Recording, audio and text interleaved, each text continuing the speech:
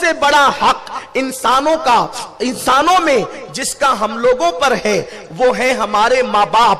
میرے آقا صلی اللہ علیہ وسلم کے پیارے دیوانوں، انسان مسجد کی تعمیر میں چندہ دیتا ہے اور مسجد کی تعمیر میں چندہ دینے کے بعد تصور کرتا ہے کہ مجھ سے بڑا مخیر قوم دنیا کے اندر کوئی نہیں ہے۔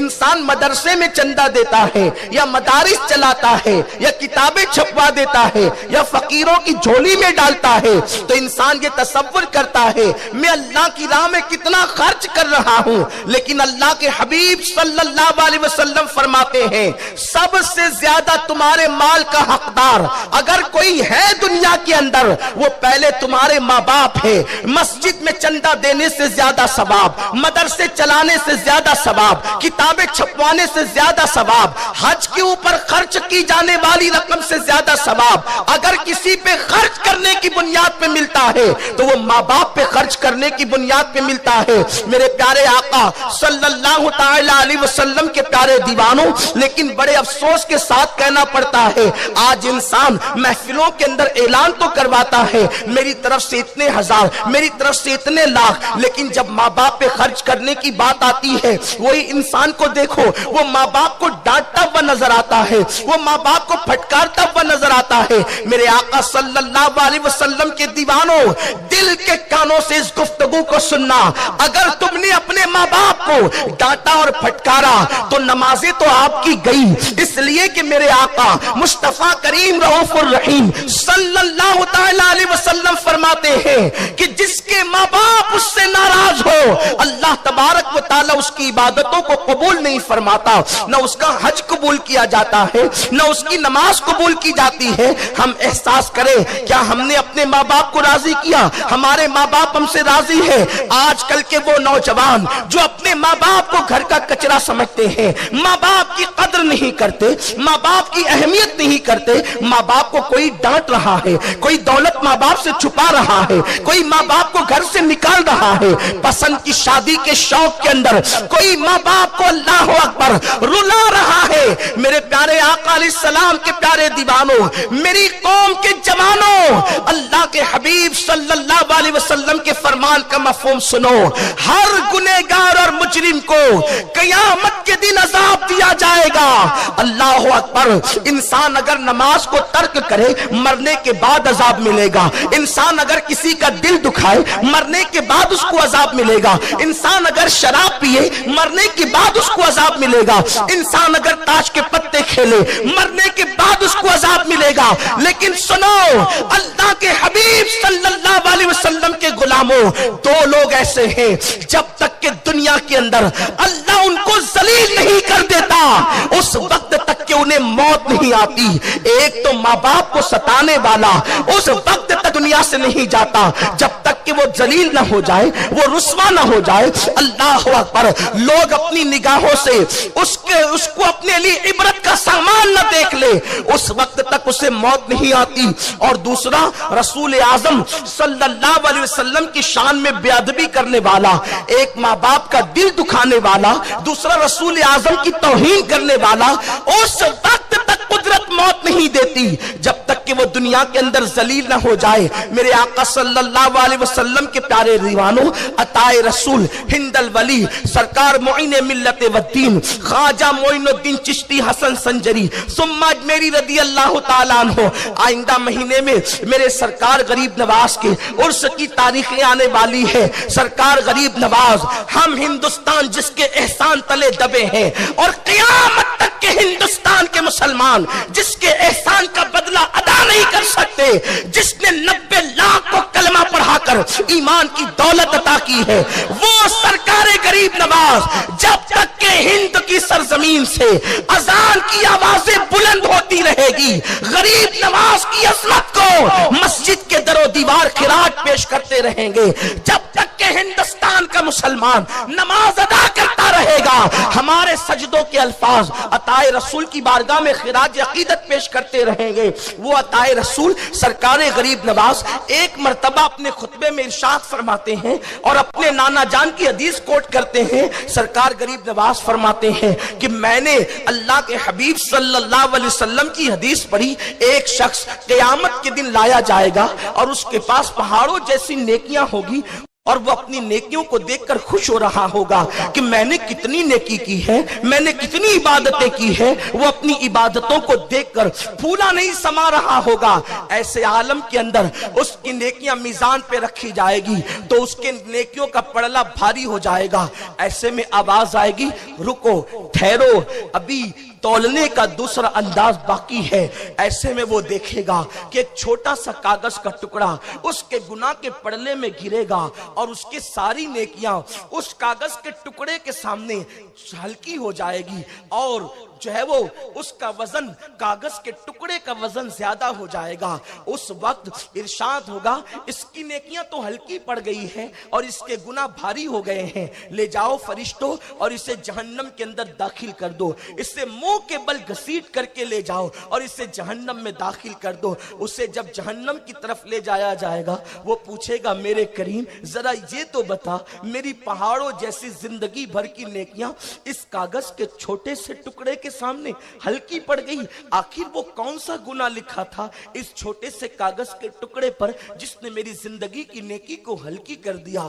تو اللہ کا منادی ندا دے گا، تو نے ایک مرتبہ، صرف ایک مرتبہ اور صرف ایک مرتبہ اپنے ماں باپ سے چلا کر بات کی تھی،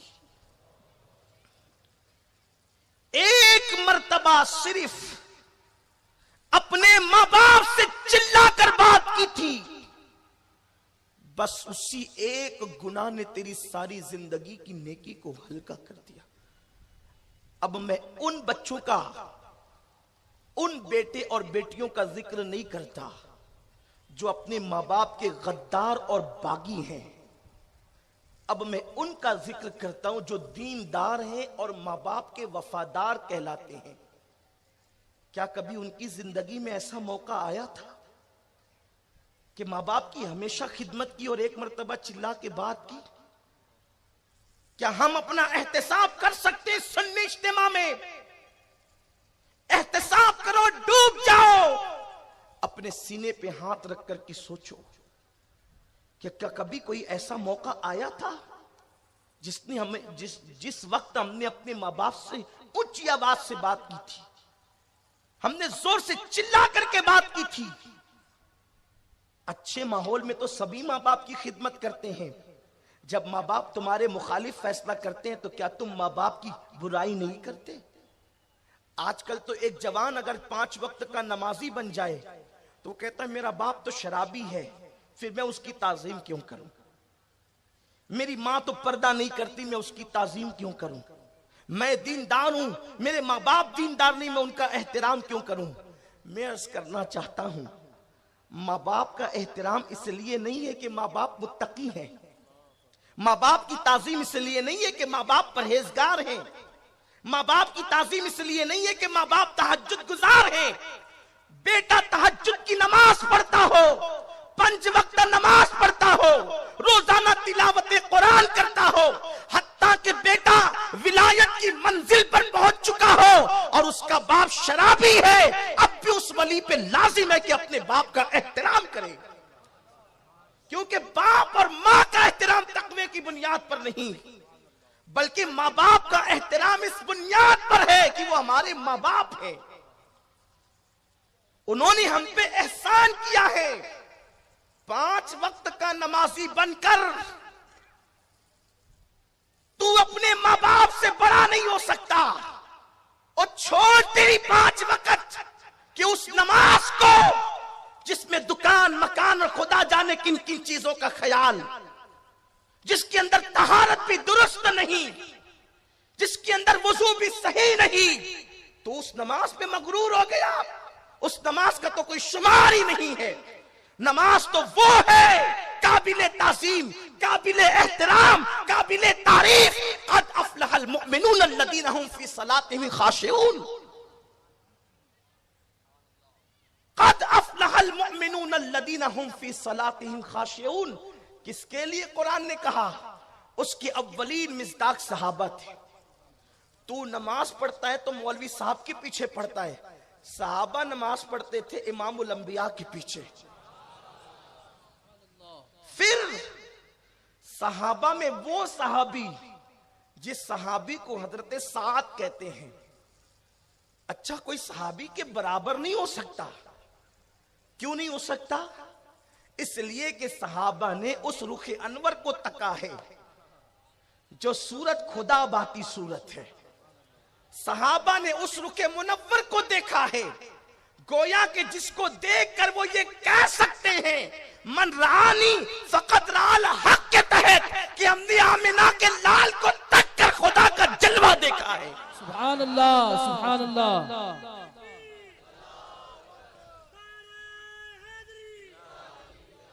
صحابہ نے اس کو دیکھا جس کی لقاء کا مشتاق خدائے وحدہ لا شریک ہے. صحابہ نے اس کو دیکھا جس کی چوکھٹ پر حسن یوسف حسن کی خیرات مانگ رہا ہے. صحابہ نے اس کو دیکھا جس کی شان میں عائشہ جیسی دانا خاتون کہتی ہے کہ مصر کی عورتوں نے یوسف کو دیکھ کر کے انگلیاں کاٹ لی. اگر وہ میرے محبوب آمنہ کے لال کو دیکھ لیتی تو پھر انگلیاں نہ کاٹتی, وہ اپنے دل پر چھریاں پھیر لیتی. یہ شان اس محبوب کی. اب صحابی جیسا تو قیامت تک کوئی نہیں ہو سکتا. ایک صحابی حضرت سعد ہے, اسلام قبول کیا. ماں کا بڑا احترام کرتے تھے اسلام قبول کرنے سے پہلے. ماں کی بڑی تعظیم کرتے تھے اسلام قبول کرنے سے پہلے. ماں کا بڑا خیال کرتے تھے اسلام قبول کرنے سے پہلے.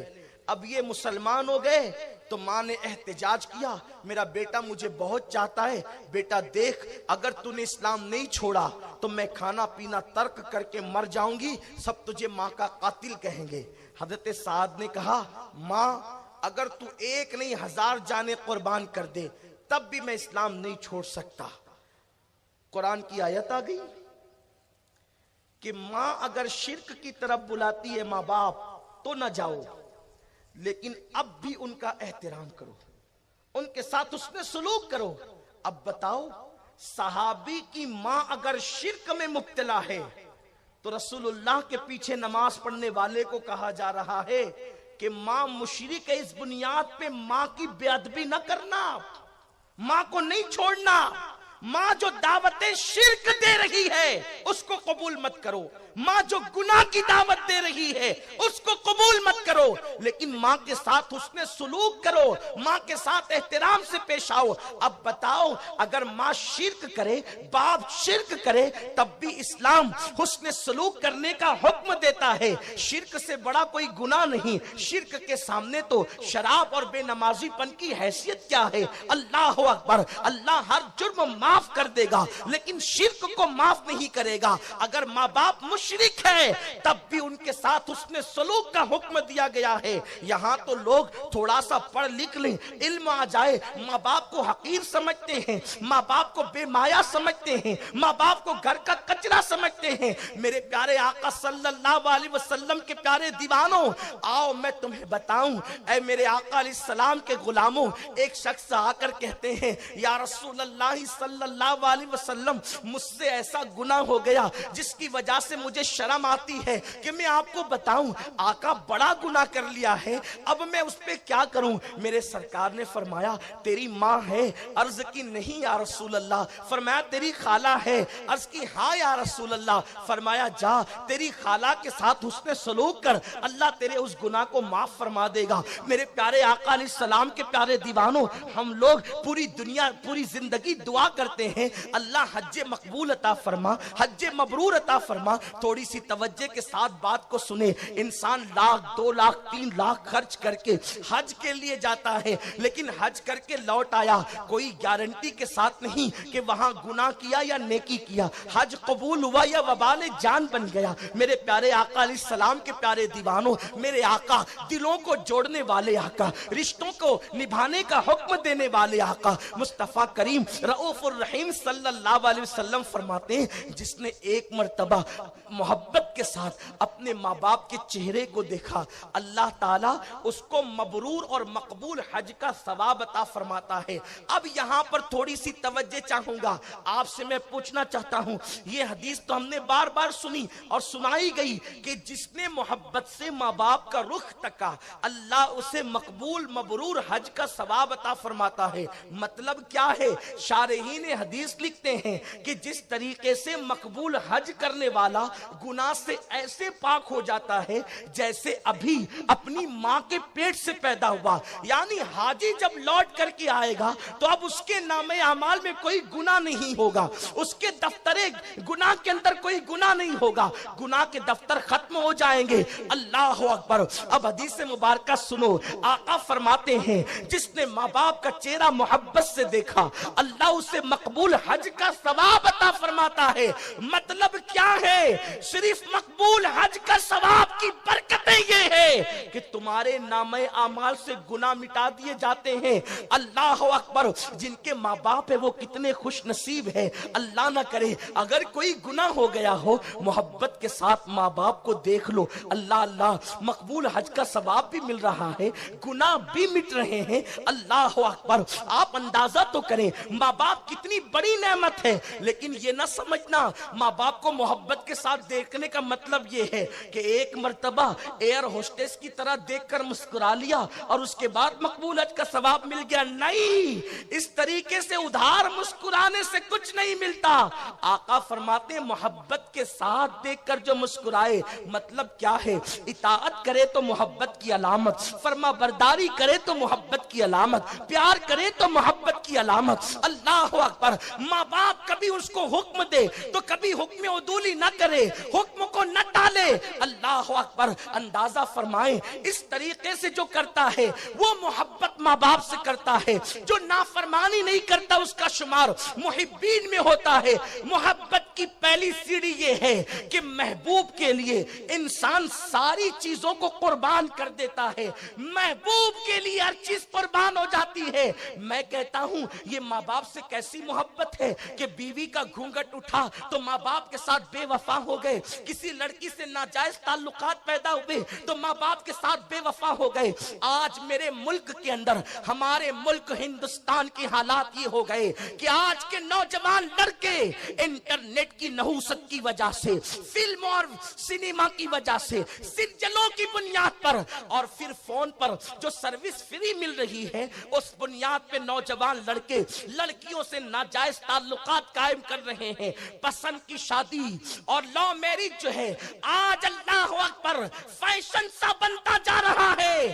ایک لڑکی کے ساتھ گھنٹوں انسان گفتگو کرتا ہے، ماں انتظار کرتی ہے میرا بیٹا آئے گا تو میری خیریت پوچھے گا، لیکن بیٹا آتا ہے اور ماں کے قریب سے گزر جاتا ہے، اس ماں کے دل پر کتنے نشتر چلتے ہوں گے اس گندی گلیز لڑکی کو جو ماں باپ کی بھی بے وفا، آوارہ اور کیریکٹر لیس لڑکی، اس کو منانے کے لیے اتنا وقت لگایا، لیکن کیا کبھی تو نے اپنی ماں کو منانے کے لیے بھی وقت دیا؟ ایسے لوگوں کو پھر ماں باپ کا چہرہ تکنے پر ثواب کیسے ملے گا؟ ثواب تو انہیں ملتا ہے۔ میرے امام اہل سنت فرماتے ہیں کہ اللہ اکبر، ماں باپ سے محبت کرنے والوں کی نشانی امام اہل سنت نے یوں فرمائی ہے، جب وہ ماں باپ سے بات کرتے ہیں تو ڈائریکٹ بات نہیں کرتے، بات کرنے سے پہلے اجازت لیتے ہیں۔ امی سے کہتے ماں، بابا سے کہتے ابا، کیا میں آپ سے گفتگو کر سکتا ہوں؟ اور اس کے بعد جب وہ اجازت دیتے ہیں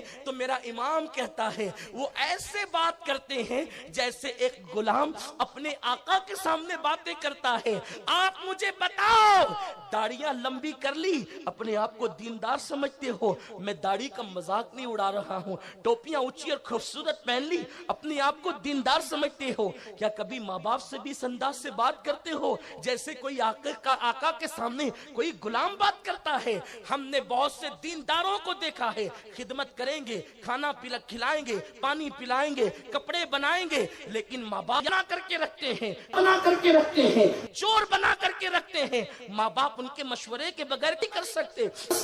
माँ बाप घर की कोई चीज खर्च नहीं कर सकते। अगर माँ बाप मोहब्बत की बुनियाद पे ऐसा करें तो यकीनन उनकी शफकतें हैं, लेकिन अगर तुमने उनको इतना मजबूर कर दिया, मेरे सरकार ने फरमाया करीब कयामत औरतें अपना आका पैदा करेगी,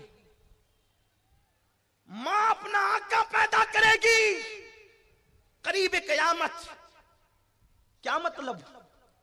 बेटा पैदा होकर माँ बाप को गुलाम की हैसियत देगा और बेटा घर का आका बन जाएगा।